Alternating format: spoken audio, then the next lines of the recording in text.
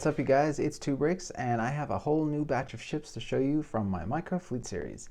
If you guys are new to the channel, the Microfleet series is basically kind of what it seems like. I'm adding new ships at the same scale as one another every single week to the collection to basically create the largest fleet of Star Wars vehicles ever made together at the same scale. And today I'm going to be showing you guys the new stuff that I have here, some exciting stuff here with new eras and things that I haven't actually touched before. And then I'm going to be showing you the entire fleet all together as it stands right now. And trust me, it is huge. Hopefully you guys are going to get a kick out of seeing them all together, because it's been quite a while since I've done that. And it's grown considerably since the last time that I showed them all together. So that's going to be exciting. So I'm going to give you guys a look at each one of these ships first, and then we can jump into the full fleet review afterwards. So let's go. All right, so first up, breaking into this brand new era of the Old Republic, I have the ebenhawk. Strictly speaking, I think that the color scheme for this would look better if it was dark orange against gray or dark orange against white. But unfortunately, the pieces that LEGO has in dark red are much more broad and much more readily available. So I decided to go with this dark red color scheme. So for fans of the game, you might be like, that doesn't look quite right, but to me, I think it's close enough, and I think the accuracy that I can get out of the broader parts catalog is worth it. So I really like this design because it is kind of the Old Republic call out to the classic Millennium Falcon kind of class of ships. Junker transports with cowboy pilots seem to be, the kind of main staple of every era of Star Wars. They're always floating around, so I think that's really cool. And this one I think is a really nice one. I think the kind of really deliberately square front section here actually kind of adds to it. It sort of makes it seem more industrial in a way and less fancy than ships like the Falcon. And because the Old Republic is supposed to be 3,000 to 5,000 years before the original movies, it makes sense that things would be a little bit more boxy, clunkier, overall. But so yeah, I really like this thing. I like the way that the engines fork off. You've got these big, kind of engine casings that come off of the back of the ship. So it's like, again, it's a little bit more of a clunky design than like newer ships where you just have like a strip of light at the back and that's all you see from the engines. The color scheme continues on the bottom here. I like that it has kind of this one side that's filled in and then the other side that's empty to give it a little bit of asymmetry. You can just imagine, there's like modular cargo sections that can be slotted in and out of this thing, so I think that's really cool. And then down here, I believe, is where the entry ramp would lower for people to enter the ship. And yeah, let me give you guys a look at this next to some of the other freighters that I've done. So you can see here it's a little bit shorter than the Falcon. It's, pretty similar in size to the Outrider. It's a good size kind of light transport. But within the Old Republic era, there's actually a ship called the XS Freighter, which looks very similar to this in overall shape, but is like 3 times the size, and it has a slightly different color scheme. Typically, it's like more of an orange-yellow accent color than this. So definitely going to be making one of those for the collection, but I think for now, having the ebenhawk is a good start for breaking into the Old Republic era. So there you go, guys. And for those who haven't seen, there's a trailer for the Old Republic era of video games that kind of features this ship pretty heavily, and it's probably one of the coolest things that exist in Star Wars, just as its own little piece, and this ship is featured quite heavily in it. So if you guys haven't seen that, I will leave a link below because it's really cool and worth taking a look at. So there you go, there is the ebenhawk. Next up, we have the Mark VI Supremacy class starfighter, which is a TIE fighter that was used in the Old Republic era by the Sith Empire. It obviously bears a lot of similarities to more modern day starfighters, but I like the X configuration of the wings, and I really like how it has all these engines. There's actually 4 engines that I'm just kind of hinting at with this piece right here that sit along the kind of top section of this, and it just looks like it's really fast, really aggressive, and these angular wings just kind of jutting out just look really mean. So I really like the design of this thing. It's actually very similar to a different class of starfighter that was present, I believe, in the Knights of the Old Republic. I have to double check on that, but it has a different look with the more classic TIE cockpit in the front here and the engine configuration. But I really like that they have a lot of variation within the kind of unique design set of the Old Republic era. So yeah, this is a really cool one, and I'm really liking getting into this Old Republic era because it's given me a lot of inspiration and a lot of really interesting new ships to tackle. So here is the Mark VI Supremacy class starfighter. Next up we have the Fury class interceptor, and boy, this was a tricky design to crack.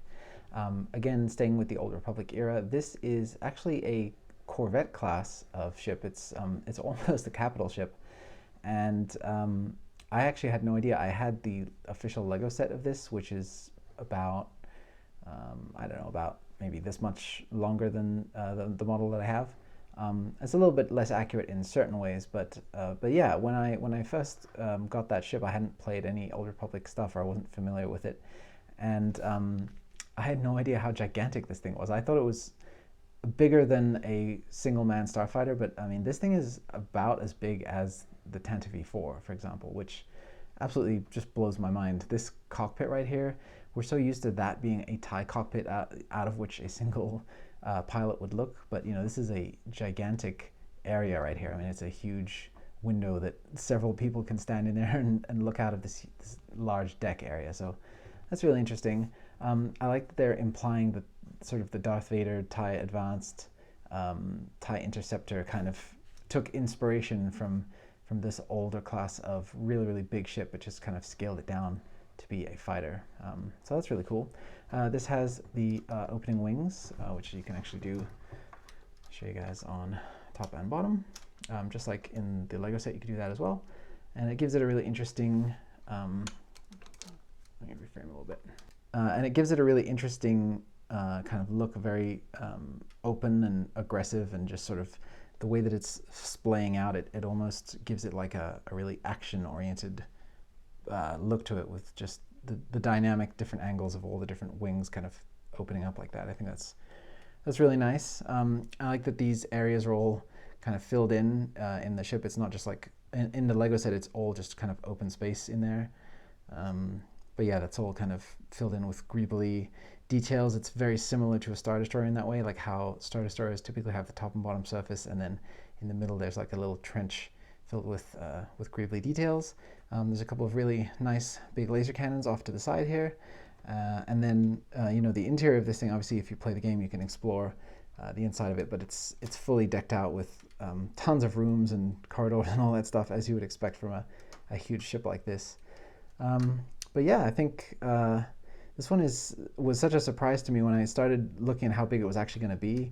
I just couldn't quite wrap my mind around it, because even as I look at this now, it just looks like a large starfighter to me. Like, I expect a minifigure to come along and sit in this, whereas obviously in my fleet scale this is super ginormous. So yeah, it's actually 100 meters long in universe. So yeah, a really, really interesting design. It was really tough to crack the angles of these wings. I had to rely on a lot of interesting ball joint connections in here and then in here, and then plugging this whole wing assembly in with an array of clips in there. It's not the most secure thing. Like, I have to kind of manually make sure that the wing angles are set, and it's not the most stable thing ever, but it works for the look that I'm going for anyway. But yeah, there is the Sith Fury class interceptor. All right, so jumping ahead several thousand years in the timeline, here we have two ships from a real world experience that you can go and visit, which is Star Wars Galaxy's Edge.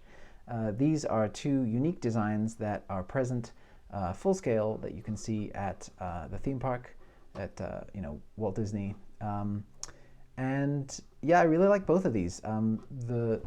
What I hear about this ship, the TIE Echelon, which is a First Order TIE shuttle, I hear that this was supposed to be in Colin Trevorrow's Episode 9 quite heavily, and so that was the reason that it was the main focus of the First Order presence at Galaxy's Edge.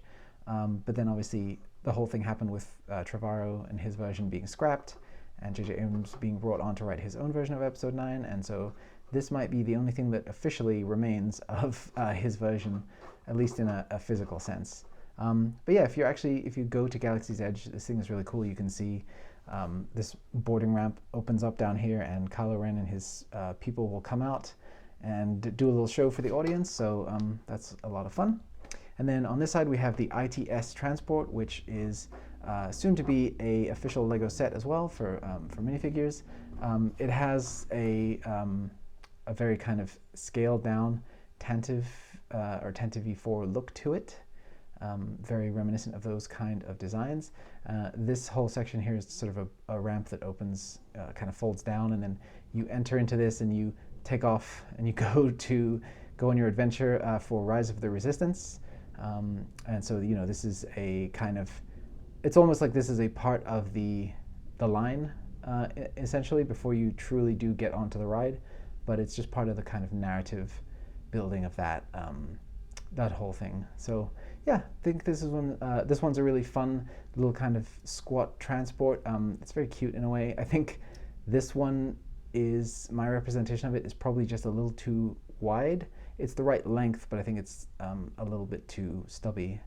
But to get the exact proportions right would probably require more, you know, different sizes of pieces that Lego doesn't make. You kind of either have to go with 3 wide, 4 wide, or 5 wide, and I've kind of alternated between, you know, all the different widths that I could kind of think of to make this work at this scale.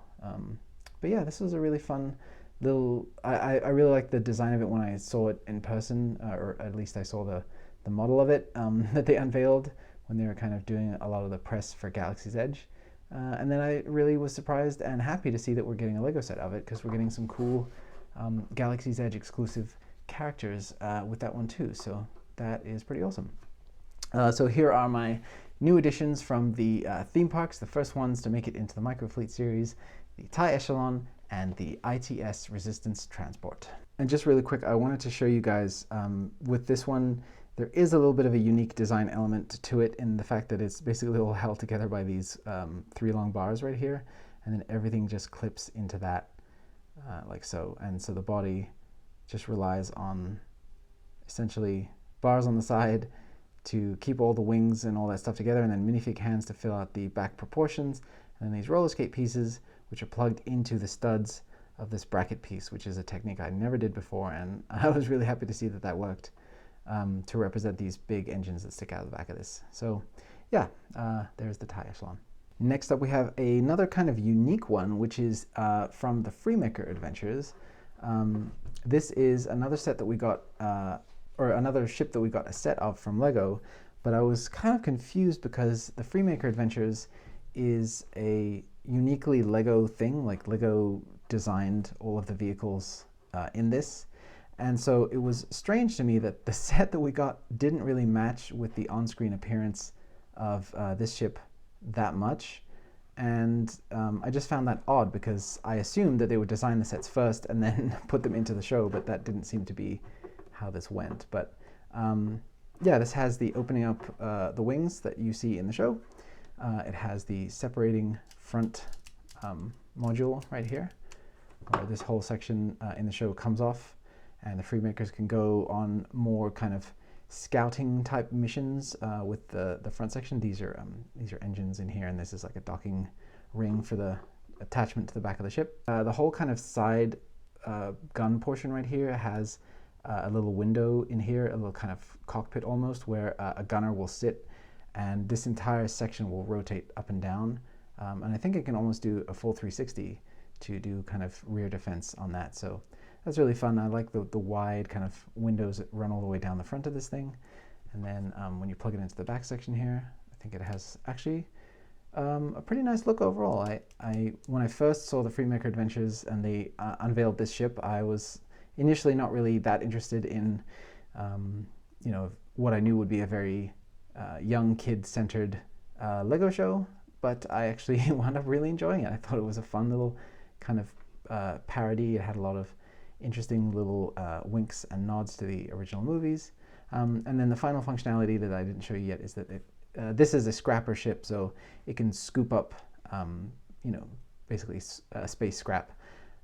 That's something that was in the Lego set, but it's really more like just a standard kind of entrance ramp in the show.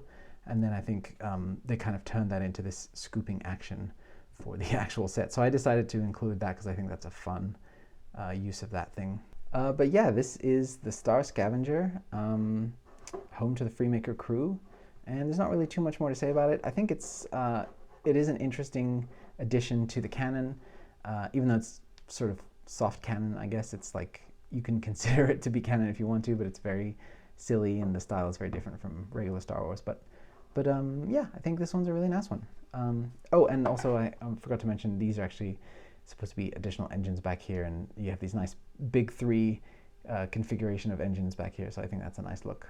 But yeah, so this is the this is the Star Scavenger from the Freemaker Adventures. And then this is the final new ship for today. It's the Vault Cobra. That's really hard for me to say. It's the ship belonging to Sana Starros from the Star Wars comics. It takes place around the kind of gaps in between the original trilogy movies that kind of mainline series does. And Sana Starros is introduced as Han Solo's wife when we first meet her. And you're supposed to say, what? I didn't know he was married before Leia. I won't spoil the whole storyline for you, but that was a fun, like, little kind of mystery to uncover. But yeah, this is obviously, again, another Millennium Falcon kind of riff. It has the different configuration with just the 2, or I believe maybe it's more than 2, but less of the kind of engine rings back here, and then instead of a blue strip at the back, we have a yellow one. It has these 2 side-mounted guns, and then the centrally mounted cockpit, and a big old dish right in the middle. Yeah, and then obviously with the olive green accents, it's a little bit different than Han Solo's one, because, you know, the dark red and the light green kind of contrast each other pretty well. And yeah, Sana is very similar to Han in a lot of ways, and also his opposite in a lot of ways. So I like that her ship kind of reflects that as well.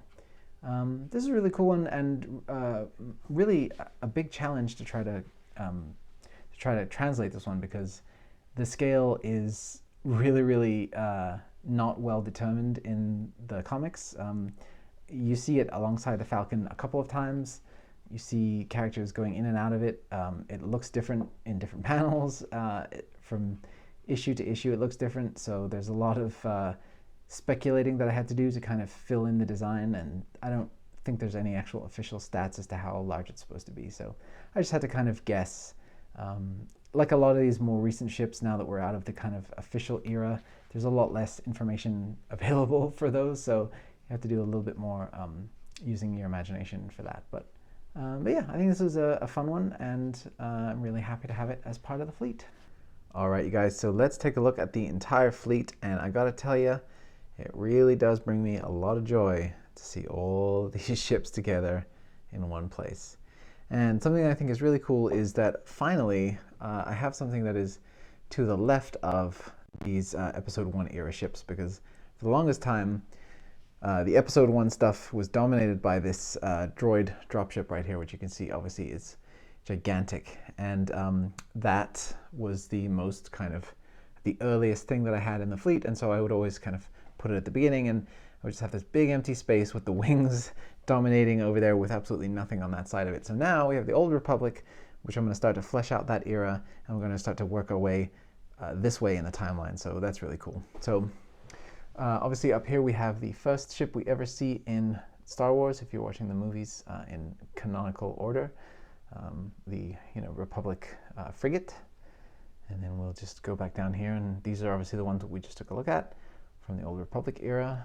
And then we go into the Phantom Menace with all of these ships down here, and I've just I've raised up put a little stand underneath the droid dropship right there, because I just wanted to give you guys a little bit of an easier time seeing underneath the wings here, and let a little bit more light in there. So I just put that on a stand temporarily, although I probably won't keep it on there because it's making me a little nervous, honestly. But yeah, if you guys have seen the separate videos, obviously, for those of you guys who are new, you might not know, but every single one of these ships is covered in a previous video as part of the movie or particular thing in the canon that they came in. So if you guys want to see any of that up closer, like I demonstrate the MTT fitting inside of the bowels of the dropship in a different video, you guys can check that out. and get a closer look. But yeah, there's the ebenhawk and the Sith TIE fighter next to the Sith infiltrator. I like that we have like the continuing legacy of the Sith there. The Sith just love their triangles and their folding wings. I don't know what it is about them, but down at the front here you got the Royal Starship belonging to Queen Amidala, and then the Naboo starfighter, which I like to imagine is the one that Anakin piloted and destroyed the droid control ship. And what's funny is these ships are loaded up, these giant drop ships, they're loaded up by the dozen, or maybe even the 100, into those control ships. They're absolutely ginormous. And then you think that this one teeny tiny little fighter took down that entire thing on its own, and little Anakin starts to be seem a little bit more impressive than I think maybe we give him credit for. But yeah, you guys can, if you guys know, the droids get loaded up into the MTT down here, and then you can go deploy them into the battlefield. You have the Gungan sub. All of the kind of Trade Federation and CIS forces are kind of lumped in down here. Got General Grievous' starfighter back there, which we're getting a new set of pretty soon, and I'm very excited about that. Just such a simple little thing. And then the droid battle tanks down there, and then this is my tiny Vulture droid. Just put him into the standing mode there. The little snail droid next to that, and then up at the front here we've got Anakin and Sebulba's pod racers. I really want to make some more pod racers actually. These were super fun to design. And then back there we have the fire ship from episode 3 that puts out all the fires on the ships as they come crashing into the atmosphere. And then up here I have Obi-Wan's Delta 7 Ether Sprite starfighter from episode 2. Some of the other Clone Wars artillery up here. We have the ATDP. I always get my ATs wrong. I think that's what that's called. And then the ATTE and the ATOT up at the front here, which are troop carrying walkers and troop or like artillery walkers respectively. The LAATC and the LAAT, which are the main two kind of workhorse dropship / gunships for the Republic. Back here we have the legendary ARC 170 starfighter, such a cool design, kind of a forerunner to the X-Wing. And then the Z95 Headhunter is hiding away back there as well. Tucked away in the back you can see the clone turbo tank, which is big, but not as big as I thought that it was. I actually, I imagined this thing, it's called a Juggernaut for a reason. It's really big, but it's not quite as large as I thought that it was. Because, for example, you know, it's sitting here next to the Twilight, which I've recently redesigned and I think works out a lot nicer. Let me actually show you that. It has the back opening door now, where you can actually load up a starfighter, or you know, pretend you can anyway. And then the indication of some engine kind of flame down here, and then also the newly redesigned bottom wing, which is a lot more sleek than what it used to be. But yeah, the Twilight is actually almost bigger than the Juggernaut tank back there, so that's kind of, yeah, like I say, not as big as I thought. Back here, because it's kind of in a similar era but sort of separate, we have the Stinger Mantis from Jedi Fallen Order. And of course, if you guys like the Stinger Mantis, check out my minifig scale mock that I did of that one. And then we get kind of into the mid-cool era, or can't forget Ahsoka Tano's Gold Squadron Y-Wings. And then the two versions of Slave One, the prequel era version and the classic trilogy one. But yeah, going down into kind of the mid-cool era, where we have the Ghost from Rebels and the two Phantoms back there, which, you know, just plug into the back of the ship, kind of dock with it. And then we have like the U-Wing, which is again one of those kind of in-between era ships. And we have Lando Calrissian's version of the Millennium Falcon back there. And then the regular Millennium Falcon, of course, still rocking.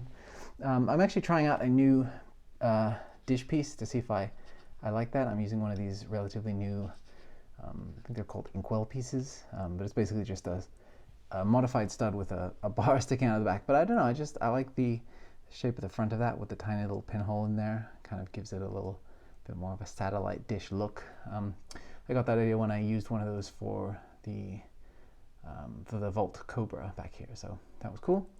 So yeah, I like having all of my Corellian freighters all in one place over here. And back here we have the Rebels era version of the Outrider, and then Krennic's shuttle hanging out back there. It's so hard to see that one always because it's so so very black.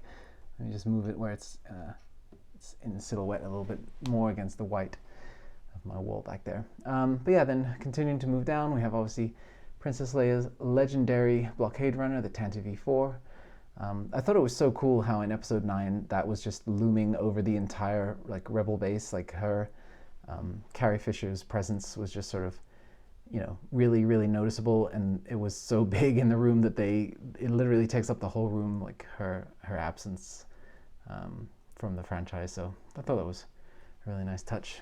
And then just getting down into more of the kind of standard era that we're more familiar with of fighter craft belonging to the Rebellion. We have a kind of alphabet squadron lineup here with the A-Wing, B-Wing, X-Wing, Y-Wing, U-Wing, tucked away back there.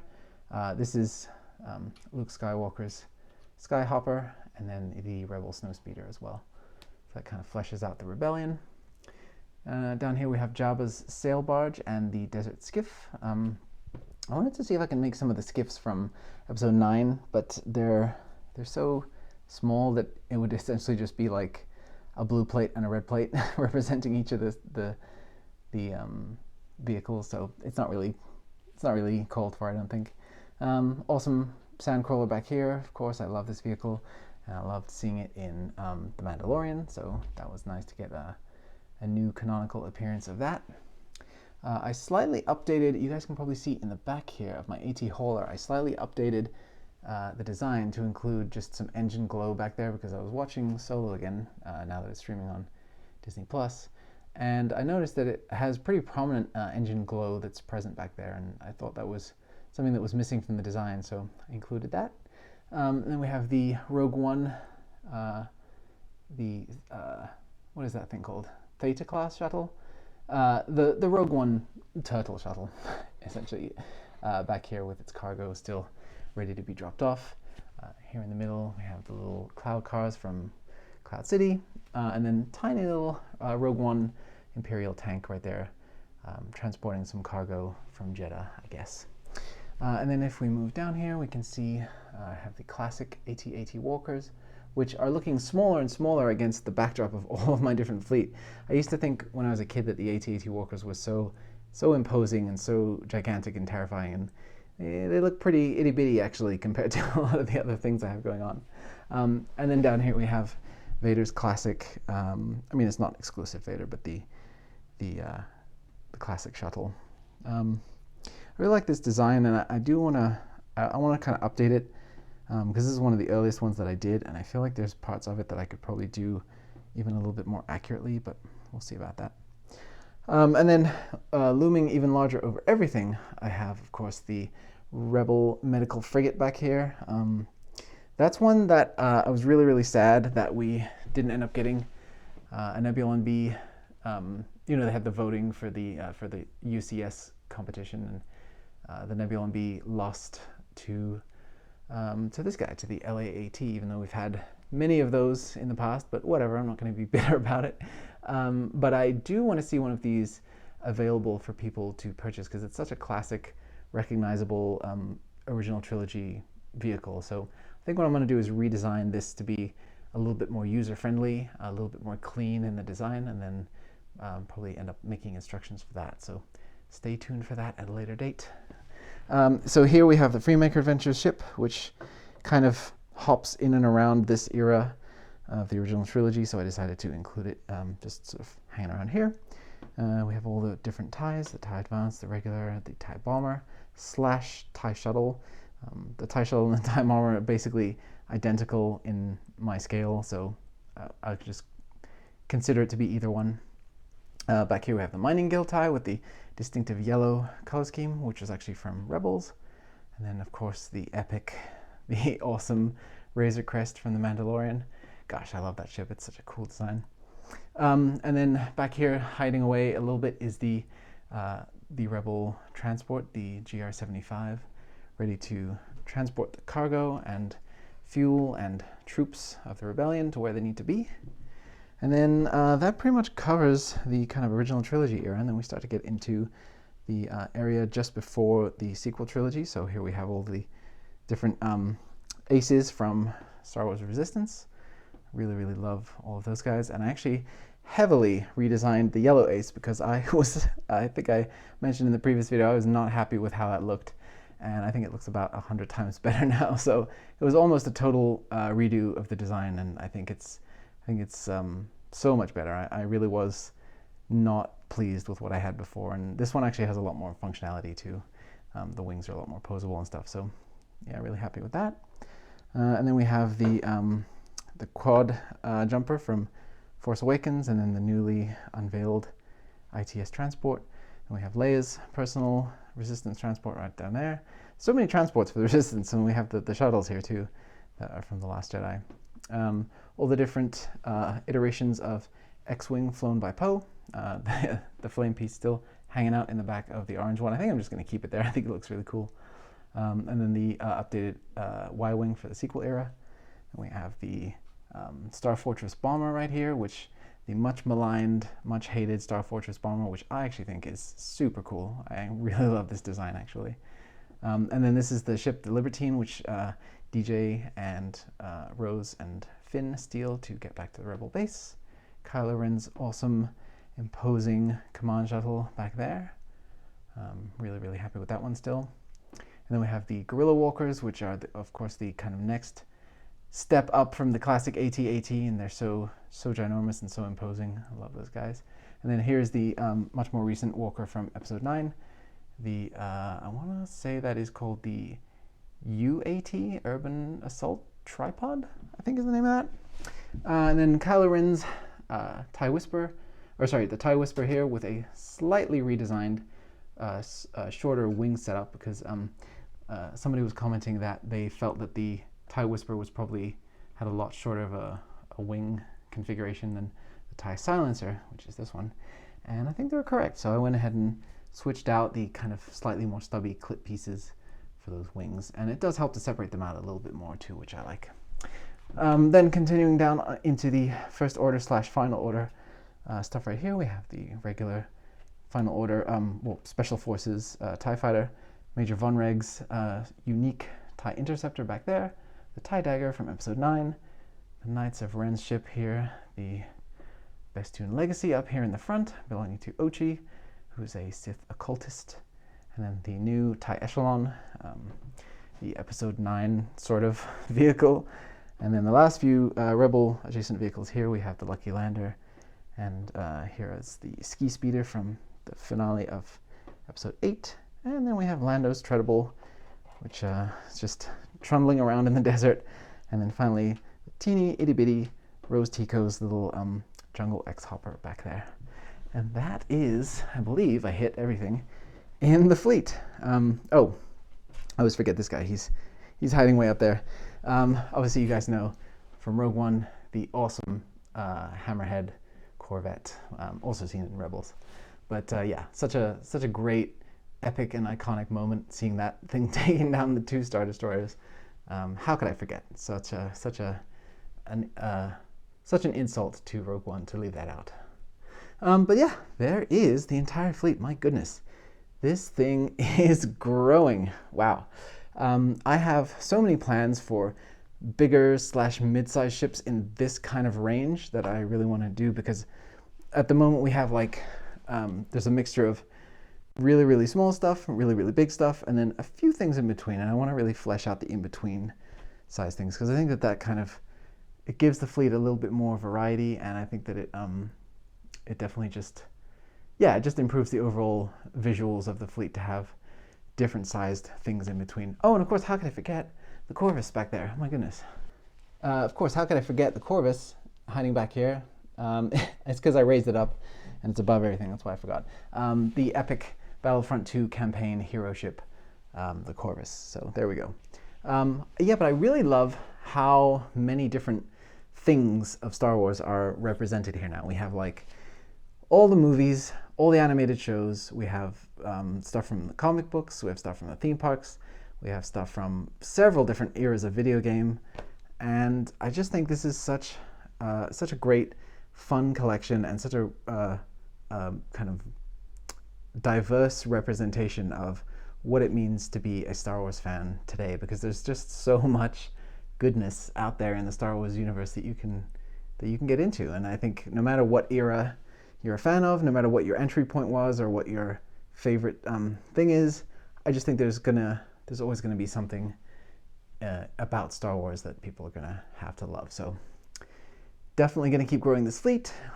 If you guys have any requests for ships that I haven't tackled yet, I actually have quite a few updates coming this week. I've been kind of really going at it with my my fleet series, building up new ships, because I'm so excited. I have a huge list of them that I'm trying to get through, and so yeah, I'll be showing you guys a lot more ships coming soon. But do let me know down in the comments if you guys watched up until this point. Thank you very much.